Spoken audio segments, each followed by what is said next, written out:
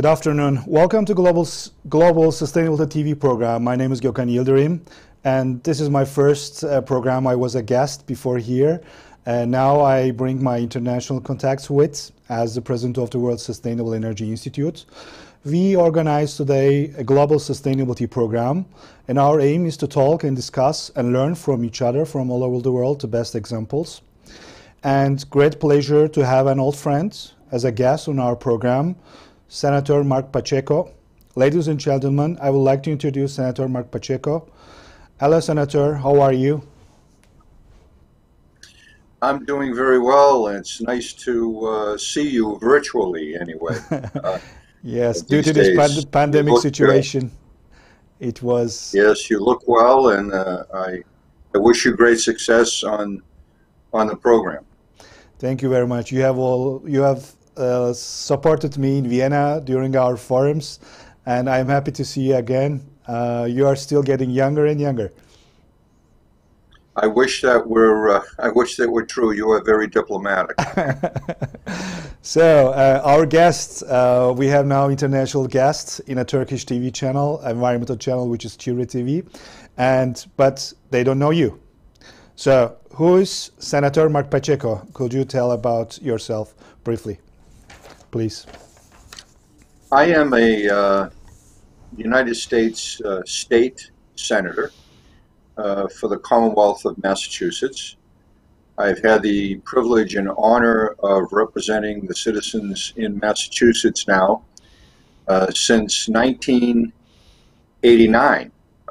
I served in the House of Representatives for 4 years, and then in 1992 I ran for the Massachusetts State Senate and began serving in the State Senate in 1993.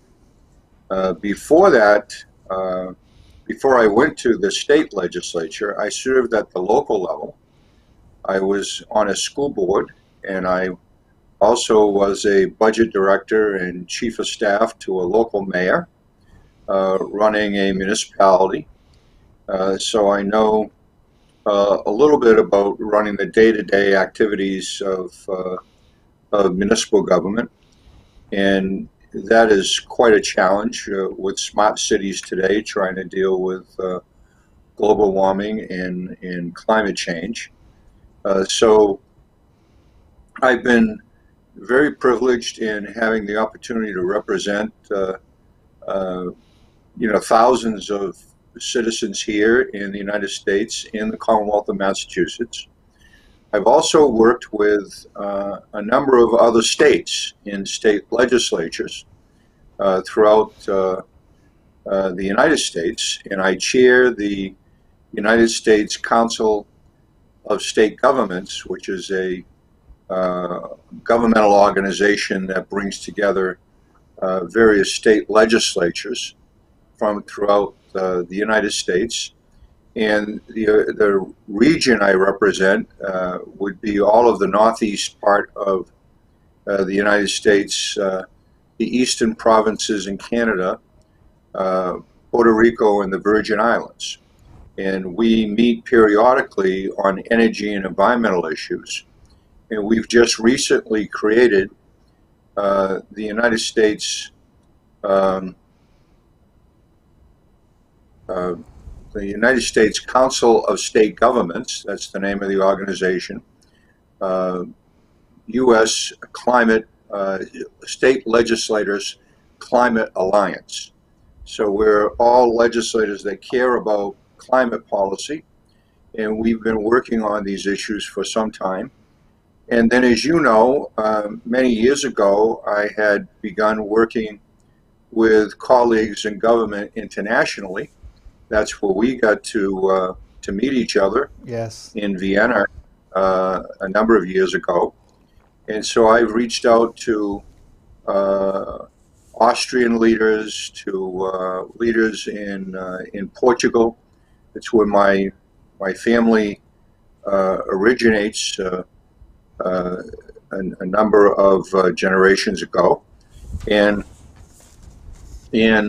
also into various other countries. Legislators that care about these issues are connecting with each other and trying to come up with best practices to try to do what we can to do our part, however small it may be, to try to help be a part of solving this climate crisis that faces the world community today. So that's a little bit about my background. I live in Taunton, Massachusetts. It's a small city outside of Boston, and have been dealing with the pandemic like everyone in the world community today. How is the pandemic situation in Boston? Well, we're doing very well in terms of vaccination rates. We're up close to 70% of the population that has had at least one vaccination shot, which is good. But we need to do even better than that, and we need to pay attention to how these variants are working. Because the Delta variant has become a problem, especially for those that are not vaccinated. So I am urging my constituents that are not vaccinated to please get vaccinated, because it will help save their lives, and it will save the lives of people they may care about. And so we're continuing to send that message to everyone. Thank you. Thanks for the short introduction. Today we will ask questions and learn about sustainability issues from your side. You know, one of the best sustainability professors is Professor Jeffrey Sachs from Earth Institute, Columbia University. He describes sustainability with 2 questions. First question is, do you trust your government? The answer is no. Second question, do you trust your neighbor? The answer is no. If you can't trust your neighbor and your government, you can't talk about sustainability. So sustainability is a big issue, and it has to be done by trustful politicians, I suppose. And I respect you due to your work with Al Gore and take part on climate change projects with him. Could you shortly tell about the climate change projects, what you have done together with Al Gore, to our guests?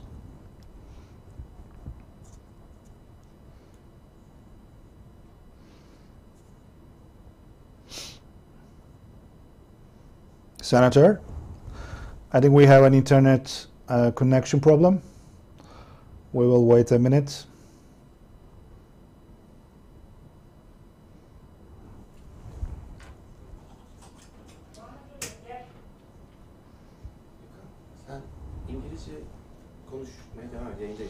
Okay. Okay. We are talking about sustainability projects with our guest, Senator Marc Pacheco. Now we have an internet connection problem from Boston to Istanbul. Now we are waiting for his reply. Today I want to give more information about what are we trying to aim. And our aim is to solutions globally, best practice from all over the world. We have to learn from each other. So it's not just a problem of Turkey, it's not just a problem of states or Europe. All behaviors of the human being has to be solved globally, and we have to understand how they solve the environmental pollutions, energy solutions like renewable energy, waste management, zero waste, and how did they solve this problem, and how do we solve this problem? And it's like updating your iPhone, new version. So it's like we aim to learn from each other, and therefore I was firstly here as a guest. Now I bring my friends to talk and to discuss and to learn from each other, because I believe in this sustainability matter of action, if we can share and if we can learn from each other, we are stronger than as we before. So the hint of the mystery of this sustainability is to learn and to listen to each other. Senator Marc Pacheco is a good friend of mine. We have discussed with him during our forums in Vienna, World Sustainable Energy Forum, about our sustainability and smart city solutions. It was very interesting. He really trustfully helped and joined every event of us. And due to this, he joined actually 3 times to my forums. And I learned that the world is not too big. And if we can learn and listen from each other, they have nice stories, and maybe these stories could be helpful for developing countries. You know, if the developing countries learn from the mistakes of the developed countries, the improvement of the developing countries could be faster than now, or it is. So we have to learn from each other. Let me check if the senator is here. He wrote me an SMS, program froze apparently. Please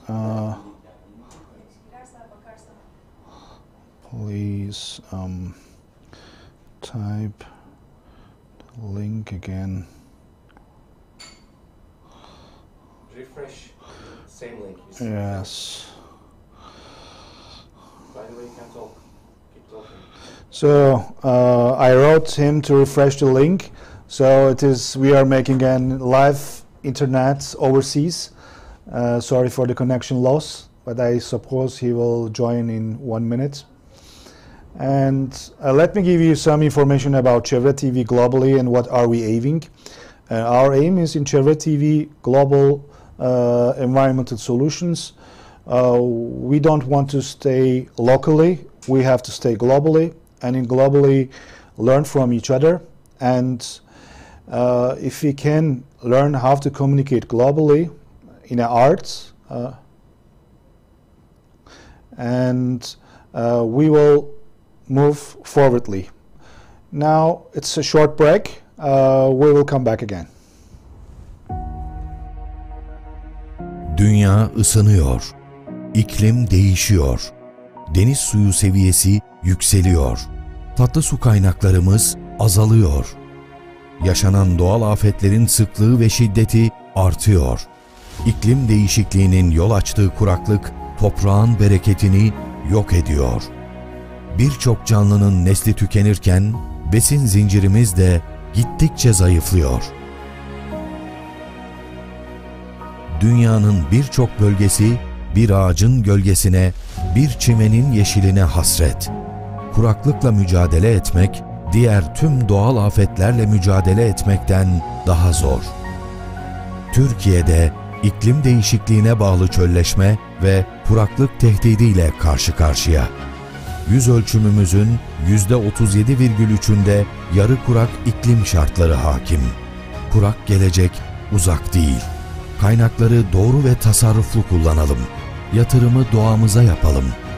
Millet bahçelerimizi şehirlerimize kazandırarak, tabiat varlıklarımızı koruyarak, bisiklet yollarımızı yaygınlaştırarak, sıfır atık bilincini oluşturarak, iklim değişikliğiyle hep birlikte mücadele ediyoruz. Sen de atıklarını dönüştür, kaynaklarını israf etme. Türkiye Cumhuriyeti Çevre ve Şehircilik Bakanlığı. İnsanlık hayati bir krizle karşı karşıya. İklim değişikliği. Sera gazlarını atmosfere her geçen saniye daha fazla salarak bugün 1,2 derece daha ısınan gezegenimizin iklimini ve denizlerini felakete sürüklüyoruz. Türkiye'nin de içinde bulunduğu Akdeniz ekosistemi bu durumdan en derin yara alan coğrafyalar içerisinde. Akdeniz'in akciğerleri olan deniz çayırları, ısıdan en çok etkilenen türlerin başında geliyor.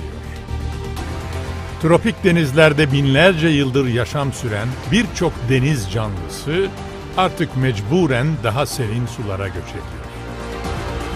En önemli ekonomik kaynaklarımızdan birisi olan hamsi, ısıya bağlı olarak göç yollarını değiştiren türler arasında. Bugüne dek yumurtalarını cennet sahillerimize bırakan deniz kaplumbağası, yuvalama alanlarının seçiminde yeni arayışlara yöneliyor. Üretim ve tüketim alışkanlıklarımızla sadece kendimizin değil, milyonlarca yıldır doğayla uyum içerisinde yaşayan canlıların da yaşamlarını tehdit ediyoruz. Doğanın egemen gücü değil, gezegenimizin sadece bir parçası olduğumuzu hatırlamalı, ona verdiğimiz hasarı hep birlikte hızla onarmalıyız.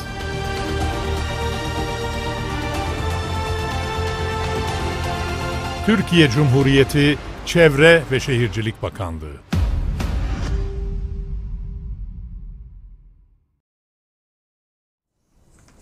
So we are going to connect with Senator Marc Pacheco again.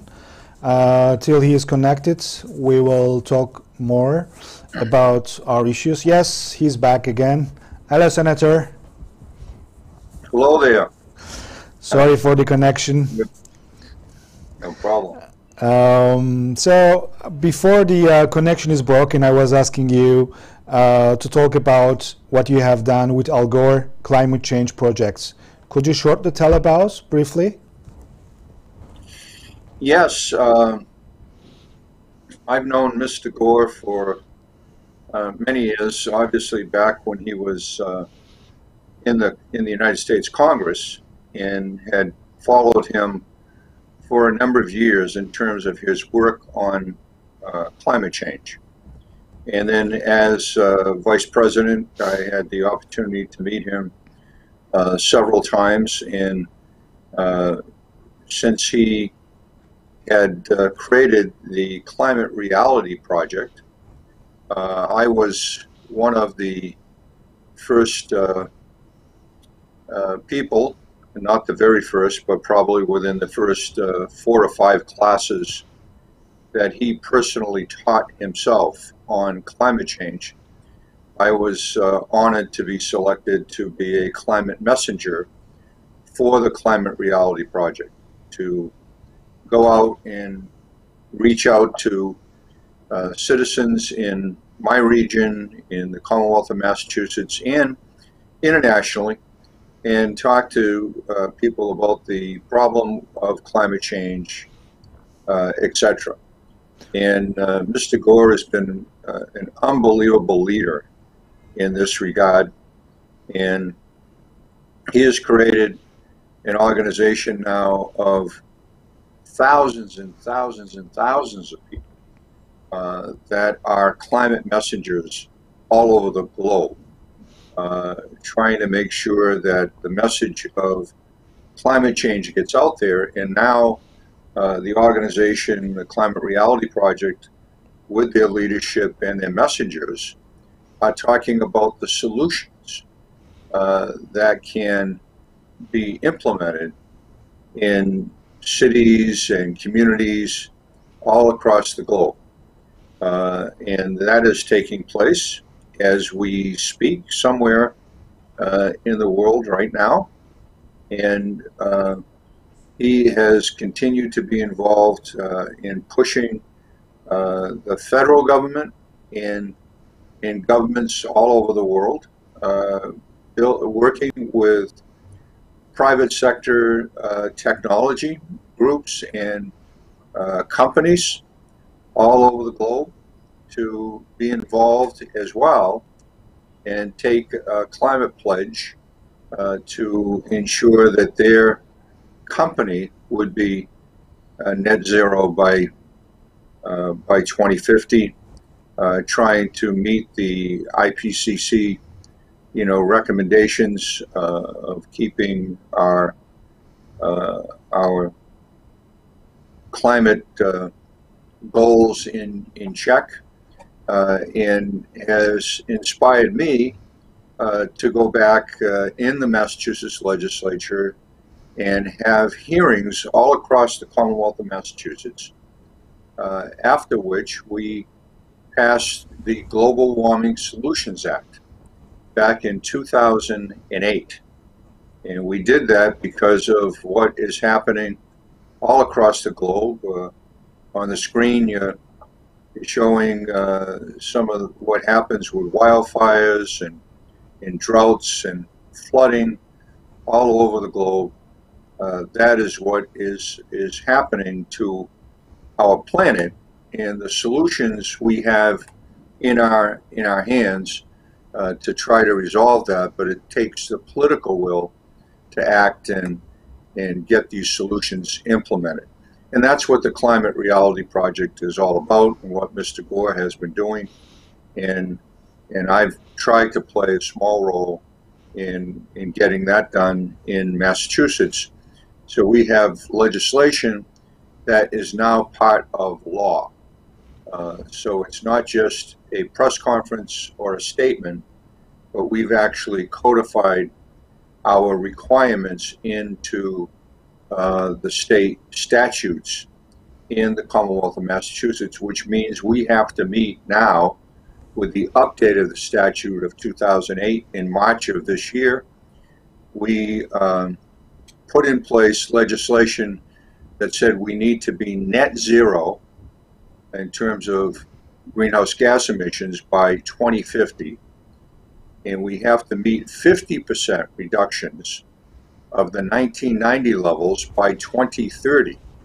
So that's only a few years away, and we're working very hard to do that with a whole range of renewable energy projects that are underway at the state level, working with our private sector partners in new technologies to lower greenhouse gas emissions. And the good news is we create a lot of green jobs at the same time. Great. I also remember from Austria, this being a messenger topic was also very hot and respected by the Austrians, by the young leaders. It was a very good impact in Austrian community. I prepared some more questions for you. For me, it is interesting, the policies in Boston about sustainability. What do you think it is, or not the similar ones in the world, but some different examples about sustainability? What could you tell about Boston sustainability projects to us, Senator?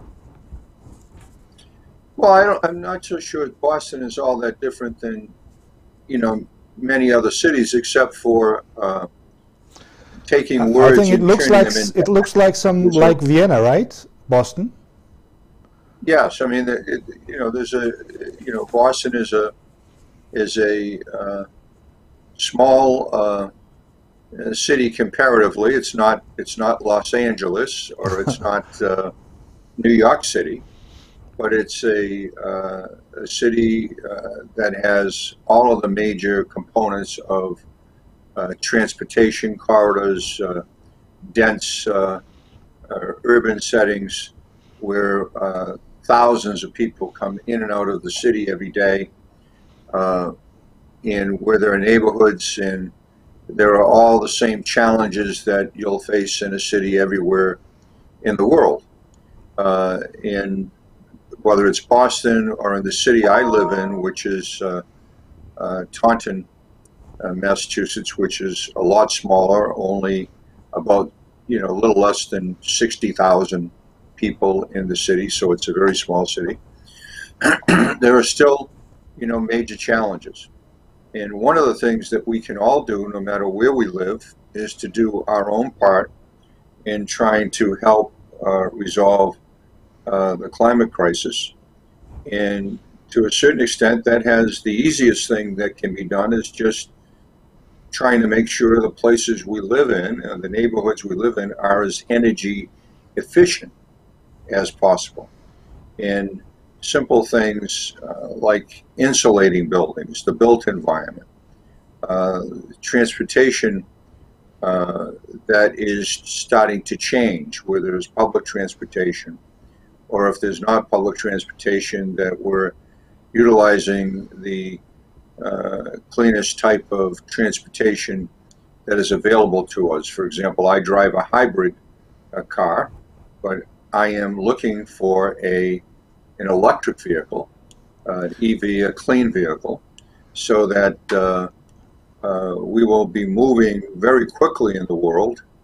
In the United States, the clean energy vehicles doubled in their sales this year. And I think you're going to see that happening all around the globe as people become much more trusting of the reliability of the new clean energy automobile. We have a Ford 150 Lightning truck in the United States now that you can actually use to help power your home when there's a power outage. For the battery that is powering the truck. So Yes, there's a lot of exciting things that are happening in the clean energy sector in terms of transportation and the built environment, switching from oil to gas heat and switching over to heat pumps and other types of clean energy technologies in one's home. That is what is starting to happen in America, and it's starting to happen all around the world. but Smart the grid charging technology as well. stations are a problem, right? In this e-mobility, is it good It's solved in it's Boston?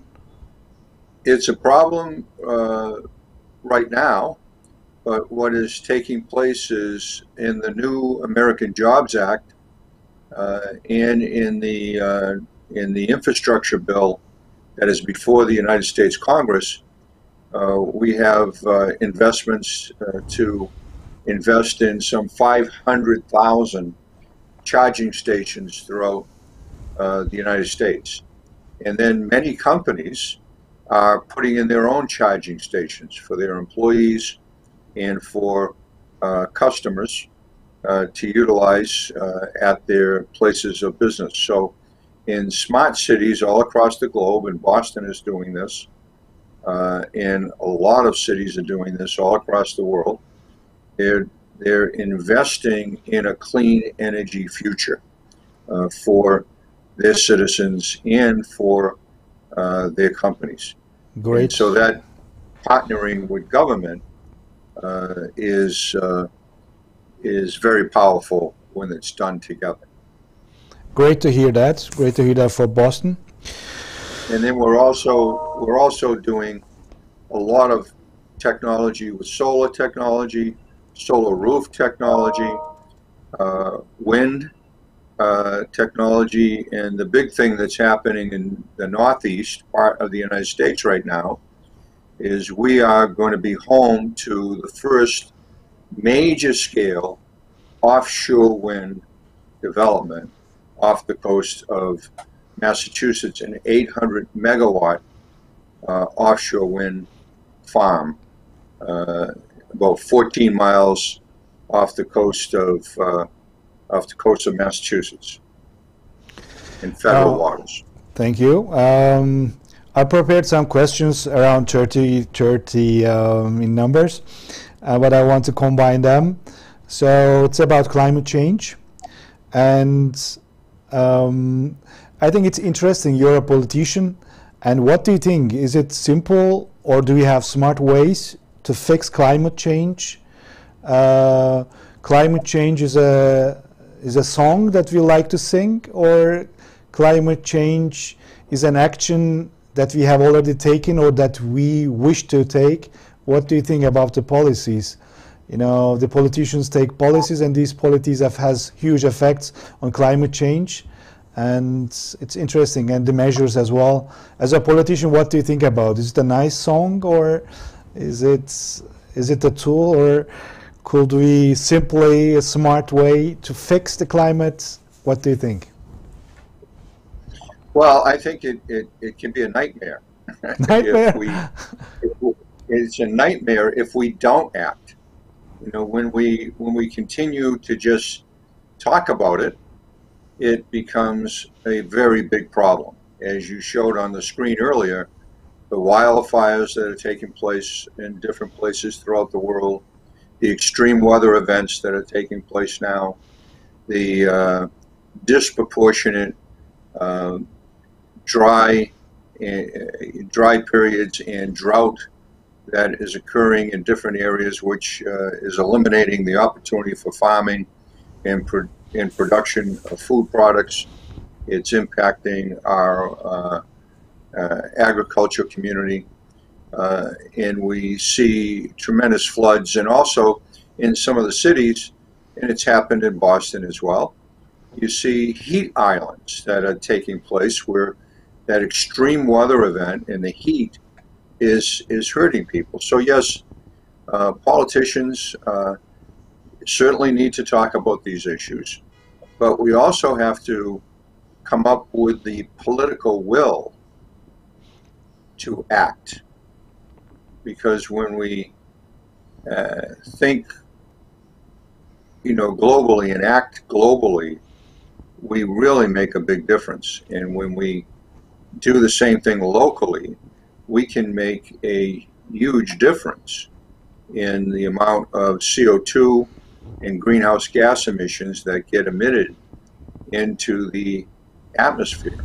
We can move quickly away from the fuels that are causing the problem, oil and gas and the fossil fuels and methane, etc., and move and embrace wind and solar and geothermal and other smart technologies, and the basic one of them all, and that's energy efficiency, just bringing the demand for energy down, which is going to save, you know, ratepayers, people who pay for energy, a lot of money. The offshore wind project in Massachusetts that is coming online will actually save ratepayers $1.4 billion from the life of the project in savings beyond which they would have otherwise paid. So these new technologies can help us from a public health perspective, save people money, and help in terms of our public health. So, but if we don't do that, if we continue to ignore it, then the worst effects of global climate, we've only just seen the beginning of how bad it will get. And it will cost us a lot more money to deal with our inaction than if we just invested in the first place and got it done with technologies that we know can solve the problem. Thank you. Now it's a political questions. Comparison of China and America. Due to your global experiences, the Chinese policies and the American policies, and also comparison to European policies about this sustainability. What's your ranking? Where the China stays, and where the US stays, and where the Europe is? Well, without China in places like the work that Europe has done already, I mean, European leaders have actually led on this issue, even more so than we have here in the United States. Even though a lot of the technologies were invented with cooperation and help from institutions like MIT and others in the Commonwealth of Massachusetts, the deployment of these solutions in climate have actually gone out to Europe. And we've seen the European Union do an outstanding job in leading on global climate change. But obviously, one of the big emitters is China, India, you know, the United States.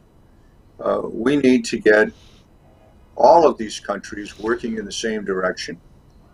China is producing a lot of clean energy technology, and they will own the future of clean energy technology if we do not move forward very quickly.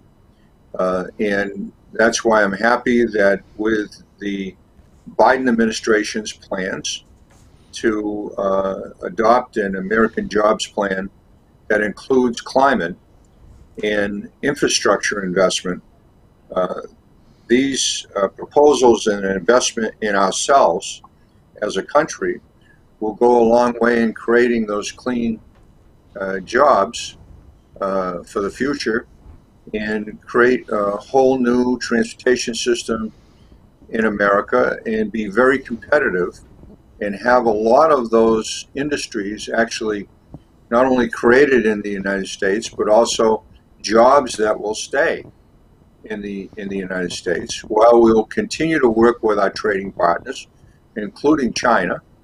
It will be important for us to create the types of jobs that can support American business and technology. Thank you, Senator. Now I just received a message from Vienna, Mr. Ömer Nalbant, which has a guest in one of your visitors in Vienna. He sends his best wishes to you, and it's a pleasure to see him again online. He wrote me per SMS. So it means that you are being following now in Vienna as well, because we spread out this message to all our friends all over the world. Thanks again, Ömer. And that's very nice. Thank you. And let's come to my topic, smart cities and sustainable cities. What do you think about? Well, I think that's where the action is, right? That's where the real solutions can take hold, and we see best practices that become implemented. And smart cities can, there's an organization called the C40, smart cities, across the world that are medium to big size cities that share a lot of technology advice and do some amazing work. All of the things we've talked about thus far actually get done and tested in these cities. A city like Boston that has done a lot of work in investing not only with mitigation solutions, but also with adaptation and resiliency, because we're a waterfront community, and Massachusetts has, the eastern seaboard, and all of the states in the Northeast that are abutting the ocean have major problems with sea level rise as well. So there's a lot of smart technologies that can be deployed to help with buildings, to help ensure that we utilize the best technologies that are available, to put on rooftop solar, to go to geothermal technology. A lot of the rehabilitation work that is going on in Massachusetts is happening in smart cities. I filed a piece of legislation this year that would, it's called Building Justice with Jobs, is the name of the bill. Building Justice with Jobs. Building justice. So we're talking about justice in terms of equity, investment, creating jobs to try to help people, while at the same time we try to improve the public health and the air quality in a lot of the environmental justice communities throughout the Commonwealth of Massachusetts. So we're going to target 1 million homes, those in the built environment that exist already, and take 100,000 per year and completely try to go through them from an energy efficiency perspective, making sure that some homes that were built, excuse me, No problem. some homes that were built in the 50s and the 60s that don't have any insulation, or to go through and do a lot of that work over, switch out oil and gas heat, switch over to heat pumps, look at the possibility of utilizing other types of energy, like a distributed energy system with solar, and tying into new technology with small roof-based wind and other types of technologies that are out there, geothermal in some cases, and really trying to do those million homes and really bringing energy use down tremendously. I mean, it's estimated that we could actually decrease energy use by as much as 50%.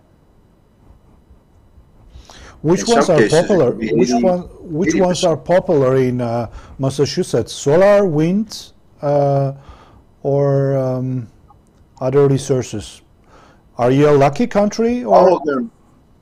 All of them are very popular. I mean, I think the offshore wind, we just had a press conference the other day. It's a company that is called Vineyard Winds, and they are coming in. It's a European company that's coming to the United States. We also have another company that's a European company that actually partnered with Shell Energies. Shell Energy was a fossil fuel company, and now it's turning into a clean energy company, right? It was interesting, yes.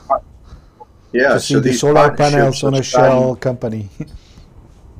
Yeah, so you're seeing this technology change quickly, because obviously it makes good business sense as well.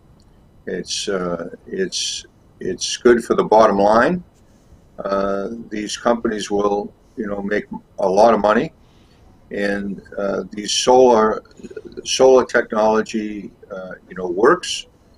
People have seen it work on their own homes, and we're starting to see larger solar projects take place, and we will see a future where, for example, in higher education, we have a community college not too far from where I live that is now net zero because they use solar canopies in the parking lots, and they used all clean energy technology in building a new building, and because of what they did, they're actually a net zero facility. So now it is our last 10 minutes, so I would like to shortly to come to the other questions. Nowadays in Turkey there are lots of fires, and it's also hot in Turkey, and the problem is the deforestation. What do you think about deforestation? So we cut the forest. Yes, we cut the forest, and we build, and the loss of biodiversity and natural resource depletion. The forests are our liver, and we have to take more actions. Also, cities, urban sprawl, and traffic and smart cities. So if I combine these all questions together, according to you, what do we have to do about climate change? Well, I think given all of those issues you just talked about, we could probably be here for 2 more days. But I must say that what we're really talking about with those questions is comprehensive sustainability planning. we cannot be successful when we continue to cut down trees, rob from the natural resources and take away a natural carbon sink that exists. When we take away our forests, we're taking away a natural sequestration of carbon, and that is not a good thing to do unless you can prove by the numbers that you're going to be doing a better outcome with carbon because of a new technology you're putting in its place. And even then, usually that new technology, for example, I just attended a rally in Massachusetts around this very question. Should we be clear-cutting forests to put up solar? And the answer is no, because there are places where you can put solar up on a parking lot, on an urban area, and still preserve the forest. And actually what we need more than anything else right now is we need more trees, not less. We need to put trees in urban areas. We need to be doing urban agriculture.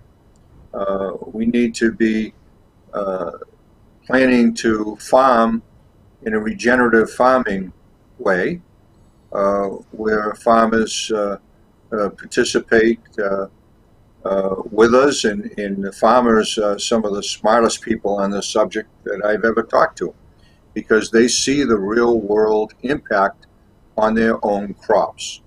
They see the drought that is coming. They see sometimes in some parts of our country, in the U.S., you have too much precipitation. And so they also see that part of it as well. So I'm saying, what I'm saying in answer to your question is we need a lot more comprehensive sustainability planning that complements, complementing policies so that we can deal with climate mitigation, we can deal with adaptation and resiliency, and do everything we can to try to survive as a species. I say this all the time, Bogan, and I'll say it again for all of your viewers. The planet will be fine.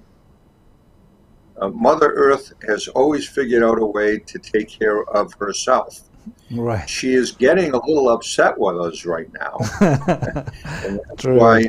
And that's why we're seeing the fires and the extreme weather events and all of those things.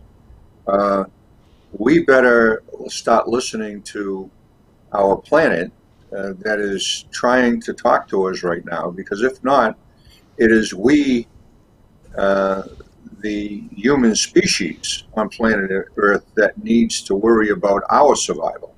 And so we should be doing everything we can to make sure that we survive, and in particular future generations are not only able to survive, but to thrive in a 21st century sustainable economy. And I think we're right on the cusp, and I mean this worldwide.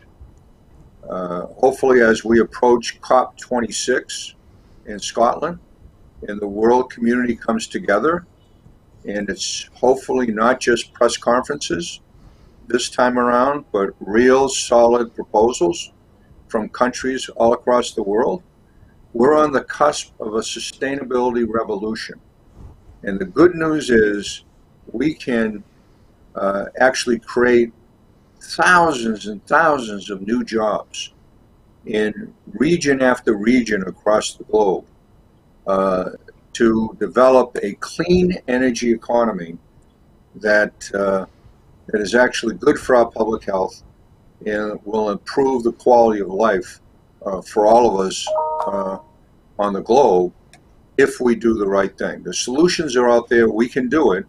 We just need the political will to get it done. Thank you, Senator. It was a pleasure to have you. But I just want to take your last words. What do you want to advise to our guests to love this climate, or to be a climate messenger? What's your short sentence before closing? Well, I think everybody can do their own thing in their own small way, even if it's around one's house, just the type of lighting. Now there's LED lighting, there's other things that you can do. You can go on the internet today and figure out ways in which you can make the type of improvements that you would like to see.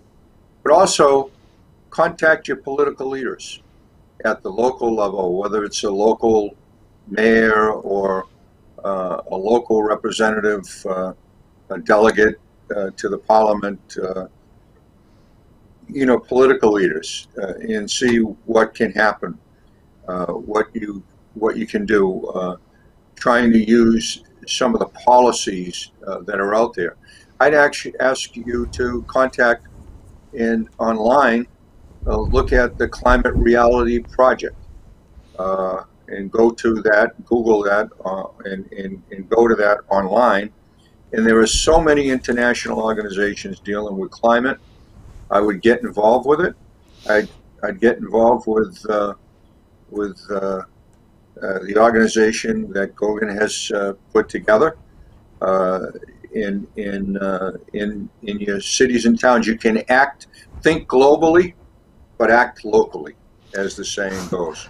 Thank you. Try to do that, and I think we'll have success if we do it collectively together. I want to say hi to my friends out in Austria as well that were watching. I was honored, as Kogan mentioned a few years ago, to be honored by the Youth and Student Association of the UN there, and Austria gave me their 4th highest medal because of the work that we had been doing with climate and talking about ways in which we can cooperate together. We can do this in countries all around the globe.